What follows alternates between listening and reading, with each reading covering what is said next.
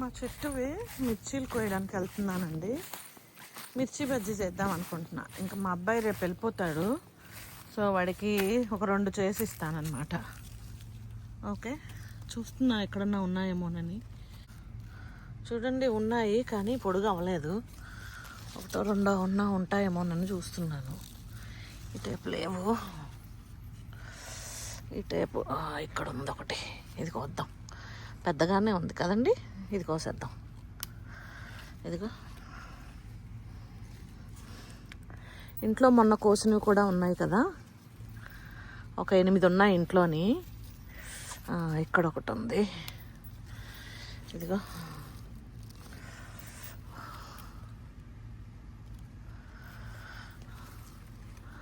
చెట్టుకు చాలా ఉన్నాయి కానీ ఇంకా పెద్దగా అవ్వాలి.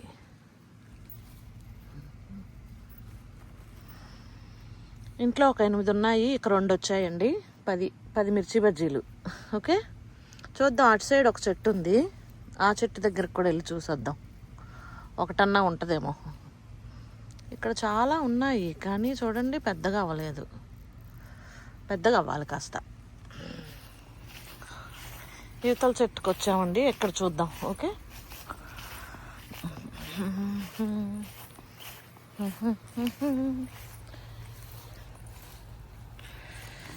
ఈ చెట్టుకి ఒకటి కొనలేదు, ఈ చెట్టుకి ఒకటి ఉంది. ఇదిగో ఇక్కడ.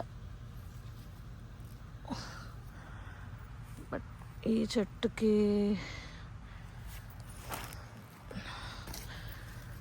ఇక్కడ ఒక 2 ఉన్నాయి కానీ వంకర టింకరలు తిరిగి ఉంది. సో ఈరోజు మిర్చి బజ్జీలు 10 మాత్రమే ప్రాప్తం.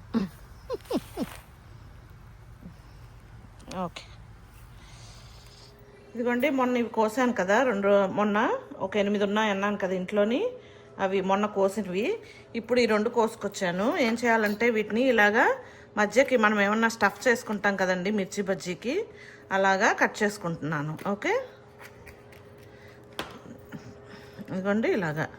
ఇవి కారం ఏమి ఉండవండి, సో మనము ఏమీ తీయక్కర్లేదు, సీడ్స్ అట్లాగే ఏం తీయక్కర్లేదు. ఓకే, ఇప్పుడు దీంట్లోకి నేను ఏం ఫిల్ చేస్తున్నానంటే స్టఫ్ చేస్తున్నాను, లోపల ఫిల్ చేసుకుంటున్నాను. ఓకే, ఇదిగోండి పొటాటో కూర మిగిలిపోయిందండి, నేను ఆ కూరని దీంట్లో ఫిల్ చేసుకుంటున్నాను. ఓకే,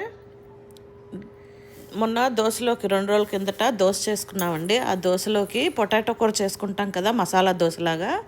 ఆ పొటాటో కూర మిగిలిపోయిందండి, అది ఇప్పుడు దీంట్లోకి ఫిల్ చేస్తున్నాను అనమాట. అది దోశలోకే వాడుకోవాలని లేదండి, ఎలా అయినా వాడుకోవచ్చు.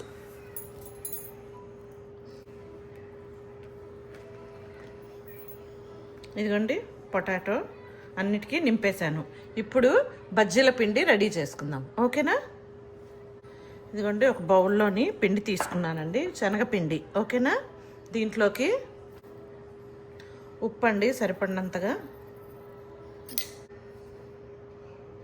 కారం వేస్తున్నానండి. చూసేసుకోండి, ఎందుకంటే మనము బజ్జీలోని పొటాటో కర్రీ నింపాం కదా, దాంట్లో కూడా కారం ఉంటుంది కదా, పచ్చికారము. సో దీంట్లో కొంచెం వేస్తున్నాను, అందుకని. కొంచెం ఒక చిటికెడంతా బేకింగ్ సోడా అండి, ఒక స్పూన్ అంతా వామ్ అండి. ఓకే, ఇలా నలిపి చేతిలో అరచేతిలో వేసుకొని ఇలా నలిపితూ వేసేయండి. ఇదిగోండి ఒక స్పూన్ అంతా బియ్యం పిండి వేస్తున్నానండి. బియ్యం పిండి వేసామనుకో కొంచెం క్రంచీగా వస్తాయండి, బజ్జీ అనేది మనకి క్రంచీగా వస్తుంది. ఓకే, దీంట్లోకి ఒక గరిటెడు కాలిన నూనె వేస్తున్నానండి. నేను ఇవన్నీ రెడీ చేసుకోవడానికి ముందే పొయ్యి మీద ఆయిల్ పెట్టేసుకున్నానండి, చిన్న మంట మీద పెట్టాను, కాగుతూ ఉంటుందని. ఓకేనా? ఇప్పుడు ఆ ఆయిల్, పొయ్యి మీద పెట్టుకున్న ఆయిలే ఒక గరిటెడు తెచ్చి దీంట్లో వేసుకున్నాను అనమాట. ఓకే, ఇప్పుడు అన్నీ కలిపేలాగా, కలిసిపోయేలాగా బాగా ఒకసారి ఇలా కలుపుకుందామండి, ఆల్ ఇంగ్రీడియంట్స్ కలిసేలాగా. కొద్దిగా నీళ్లు పోసుకుంటూ మనకు కావాల్సిన కన్సిస్టెన్సీ వచ్చే వరకు ఇలా కలుపుకోవాలండి.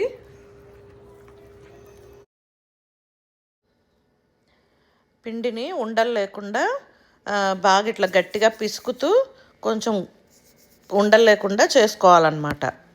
ఓకే, గట్టిగా ఉంది ఇప్పుడు, కానీ ఇదిగో ఉండలన్నీ నలిగిపోయాక మళ్ళీ వాటర్ పోసుకొని మనకు కావాల్సిన కన్సిస్టెన్సీ బజ్జీకి ఎంత గట్టిగా కావాలో అంత గట్టిగా మనము కలుపుకోవాలి. మనకి మిర్చీలు అనేటివి కొంచెం లావుగా ఉన్నాయి కాబట్టి దానికి ఒక చిన్న లేయరు మిర్చి బజ్జీకి చిన్న లేయర్ పట్టుకునేలాగా మనము కన్సిస్టెన్సీ చూసుకుందామండి. కొంచెం గట్టిగా కలుపుకున్నామంటే తిక్కుగాను చాలా తిక్కు లేయర్ వచ్చేస్తుంది బజ్జీ మీద. ఓకే, చూడండి ఇలా జారుడుగా ఉండాలన్నమాట పిండి అనేది. అలా ఉంటే మనకి చిన్న లేయరు పల్చగా దానికి అతుక్కుంటుంది అనమాట. ఓకే, పిండి కలిపేసుకున్నామండి. ఇప్పుడు పొయ్యి దగ్గరికి వెళ్ళిపోదాం. ఓకే,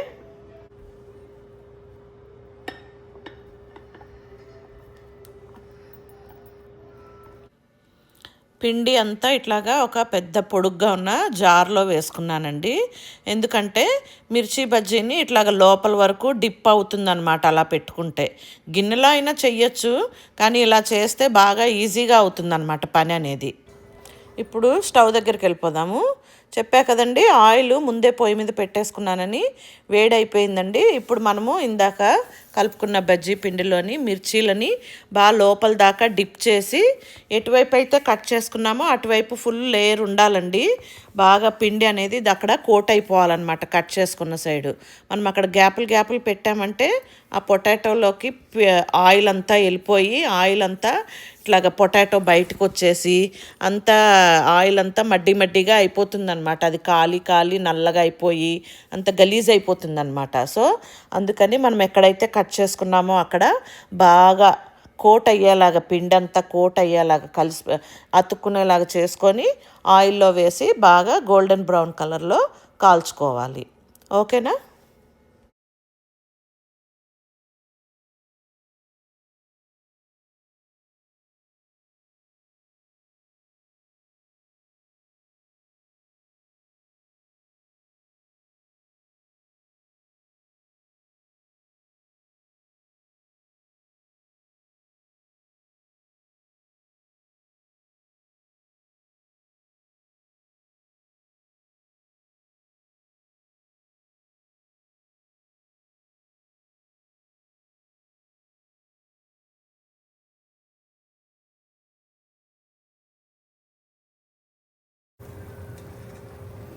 చూడండి, ఇలా గోల్డెన్ బ్రౌన్ కలర్లో బాగా కాల్చుకొని ఒక ప్లేట్లోకి వేసేసుకోవాలి పక్కన. అదేవిధంగా అన్ని మిర్చీలు చేసుకోవాలండి. ఓకే,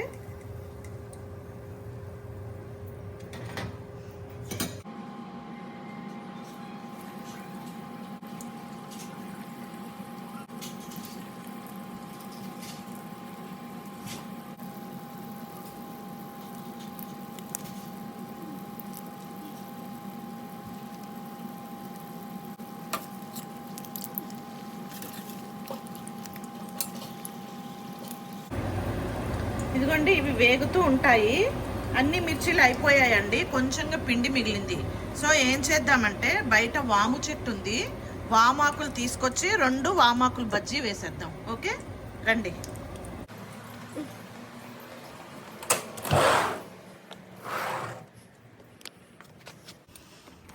ఇగో చూడండి, ఇలా పెద్దగా అయిన ఆకులు కట్ చేసుకుందాం. ఓకే, కత్తెరతో తీసుకుందాం.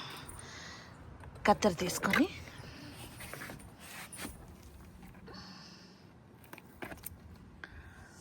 పెద్ద ఎక్కువేం అవ్వవు, అవి 2-3 బజ్జీలు అవుతాయి.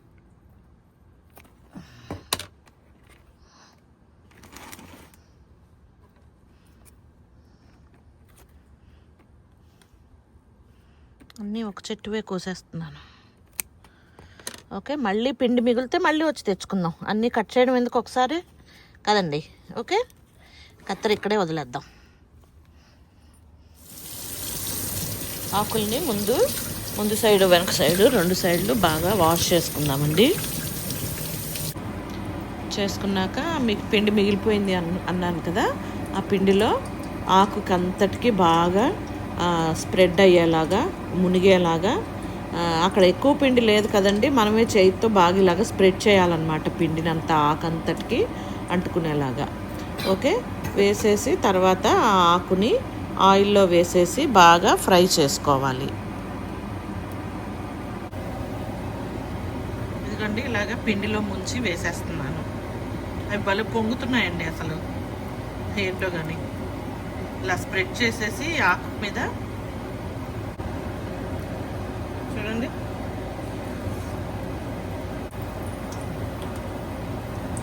ఎంత బాగా పొంగాయో అసలు ఇవైతే. చూడండి, ఏదో పూరీలా పొంగాయి.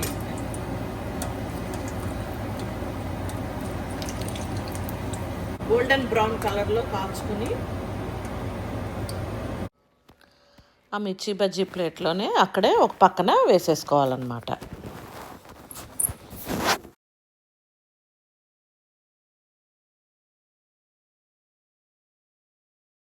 మూడు అయ్యాయండి, 3 వామాకు బజ్జీలు అయ్యాయి. ఇదిగోండి, వీటి మీద ఇలా వేడివేడిగా ఉన్నప్పుడే చాట్ మసాలా నంచుకుంటే చాలా బాగుంటుందండి. నా దగ్గర లేదు, చెప్తున్నాను, మీరు ఎవరన్నా చేసుకుంటే చాట్ మసాలా చల్లుకోండి పైన, చాలా బాగుంటుంది. Okay, thanks for watching. Please like, share, subscribe.